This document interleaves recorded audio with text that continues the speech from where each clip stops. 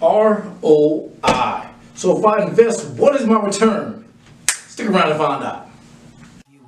It's Gangsta Grills, life is like a movie. I die, I organize. Everything I do's revolutionize. I build what's good for the whole damn hood. Study G's like these, really think you should.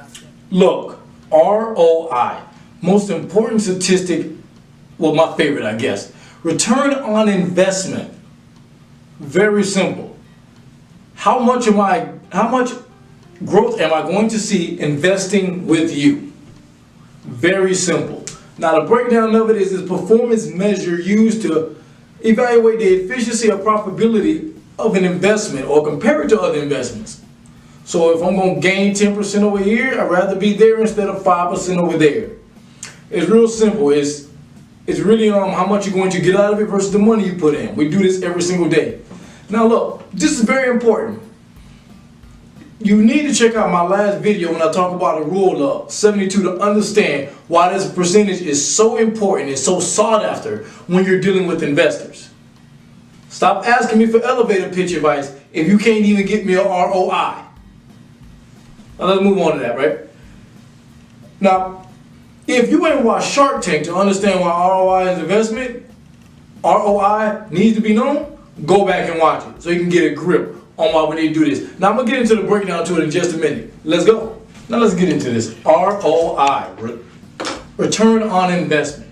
First, it's very simple to calculate. We need two numbers to do so. That's why it's very loved, for the simplicity of it. Now you need the current value of the investment minus the cost of the investment. And after you get that done, you divide it by the original cost of investment. Two numbers, current value, cost of investment. Right? Let's say I bought a stock, $100, but it cost me $60. I paid for $60 and that was $100, right? So the 60 minus the 100 gonna give me 40. So I divided by that 60 because that was the original cost of the investment. So I'm gonna come out with about 66% growth on this stock. You feel me? Now let's work with another example. We're gonna bring the numbers down real quick. This is for my kids at home. Take your time with me. You can pause the video if you want to, but you bought the stock at $8 and now it's worth $20. Those are your two numbers. The cost of investment was $8. The current value of the investment is $20. Now pause the video here and then come back with an answer.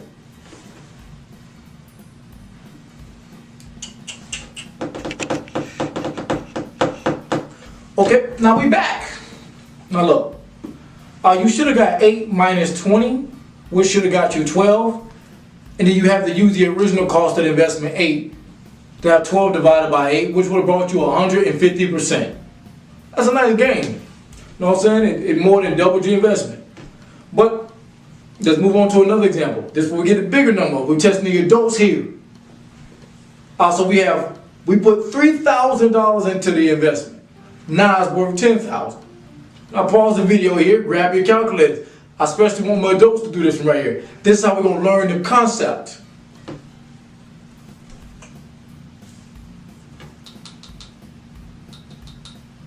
Okay, we back, right? So we get the 10,000 subtracted by 3,000, which brings us to 7,000. Easy enough, straightforward. But we got to divide it by the 3,000. So 7,000 divided by 3,000 brings us to a whopping 233%. 0.33. Gotta be serious there. Now look, if we add all those percentages up, that'll make it a portfolio for starters. And if you don't know about portfolio, go back to episode, let's see, I believe it was 8. Yes, episode 8, when I talk about basic portfolio management for different age groups. So if we add that up all together, all the three percentages that we have, we end up with 449%. 0.99. But we got to divide it by 3 because there's 3 investments. This is how we measure the actual return on investment for a portfolio. Take all the profitability of the stocks. So you come out with about 149.996%. We'll round it up to 150%. Now, I think that's amazing portfolio growth. Now let's move on. Let me tell you some of the cons of return on investment. Now let's talk about some of the cons of return on investment, right? One of the cons is it doesn't measure time for you. So we made growth, right? But it becomes really important when you start dealing with longer projects or when you're holding long. And if you watch my video from episode 1, investing is long term. So when you're dealing with multi-year projects or long-term projects, the term annual yield becomes very important. Yearly. And the understanding of yield, to take away from the card, it's really the understanding like harvesting fruit, wheat, other resources for additional gain of the original investment. The original investment is usually the capital of it all. So this is most likely the thing in finance explained in percentage. You see it for stocks constantly. If you look up stocks, you will see the yield. To calculate yield from the original problem, right? The original, it'd be 150%, right? Now let's say it took us 10 years to get that 150% for our portfolio. Now if we divide 150% by 10, we get 15% a year in growth. Now the index is higher than the index because the index is about 8%. And if you watch my episode 10, learn how to double money, you'll know the rule of 72, 8%, your money will double every 9 years. So with 15%, that's better. But before I go, this formula also, another con, does not take in account of inflation, which I will cover in later videos, but I briefly touched on in episode 5. But inflation is a currency killer. But Checkmate 007 out, man. This is what we're going to create right here. Simple break-even formula sheet. Now let's get started. You know what we do. Take the top and merge it all the way over to F. Merge in center. We type in the actual title. Break-even formula. Simple enough. Leave it. I put some borders around it. Thick outside borders. We're going to change the Times New Roman. Let's increase it by 18. Bold italic. I wanted to have some flavor. Dash it with a little bit of blue. I like that. Now the first category we're going to do is raw materials. Right, for anything you use to create the actual product. Right, because we're finna mock up a small business with this. Real simple one. We're going to do raw materials too. Let's see what it automatically do it for me.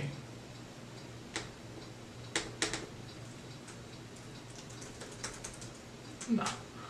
Okay, so we got 3 raw materials, right?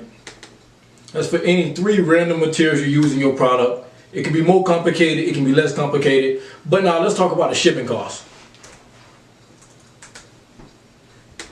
And then we need a total cost column. And with that, we need total items. How many items we actually got? How many have we made? And we're going to do a total cost of goods. Highlight, double it out. So let's say the first material is going to cost us $5. We're going to be nice. The second, 20.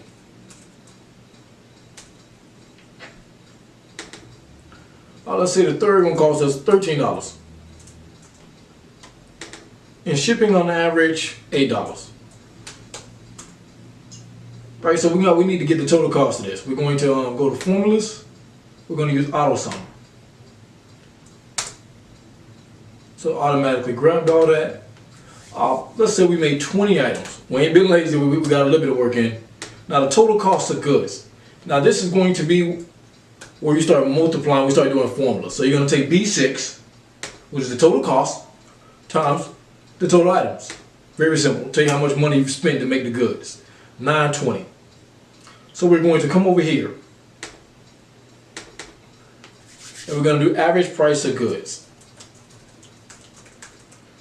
Well, the average price you're selling the goods for. Because you always got to do a markup or you're going to lose money. Let's say we're selling each item for $75, right? I think that's about an 80% markup, just ballparking. Let's do the break-even amount. Because we know how much we spent. So that amount is going to what we need to break even. We're going to do a simple, what is that, B8?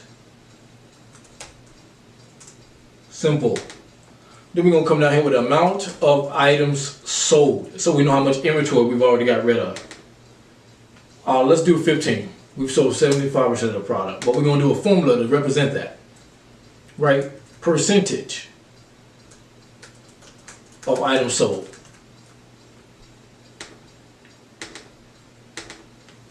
Okay, and that's going to be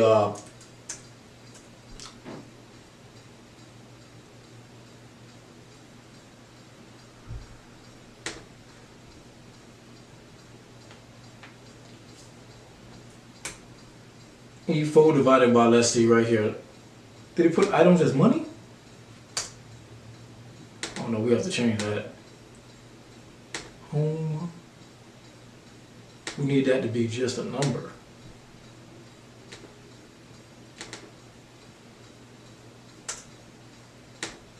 This needs to be in a percentage.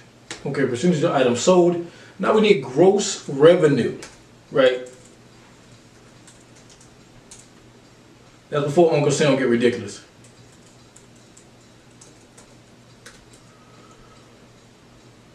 And this one is going to be simple, right? This is going to be E2. I thought not E2. This is going to be F2 times E4, right? The average price of goods times how many items we sold.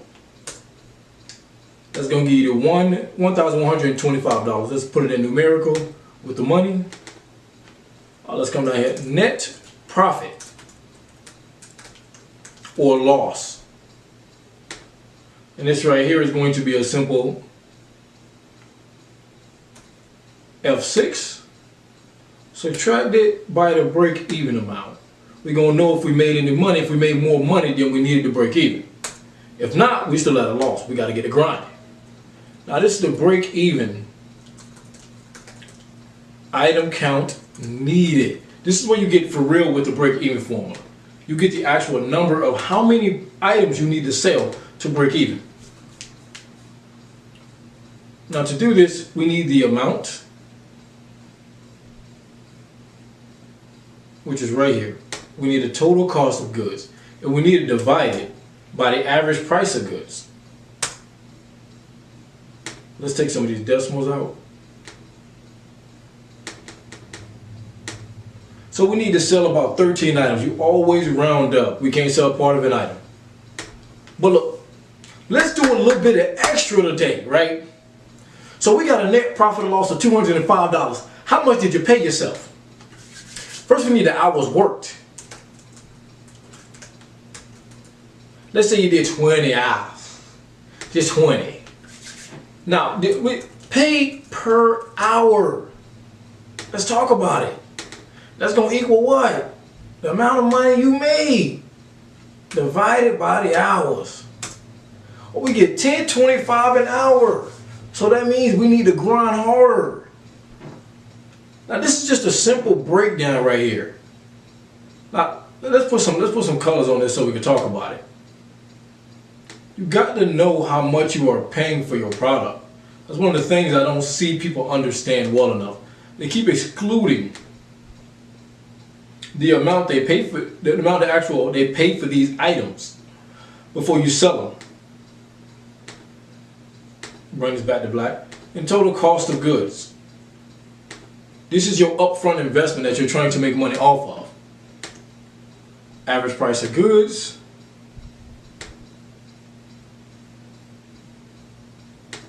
The percentage of items sold. Gross revenue. Net profit or loss. This is the magic number right here. Magic. This is the break even actual amount that you need to know. Now let's go hours worked.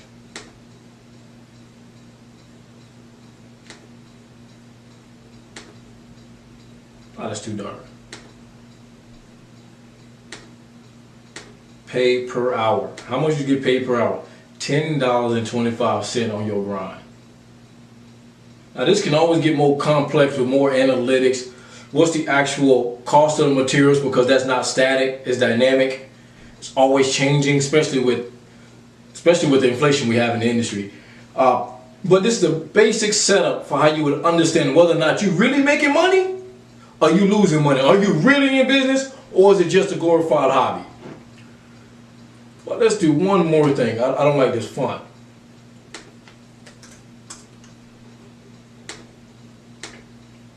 For us who are hard at seeing. Let's get back here to 20. But yeah, man, that's it right there.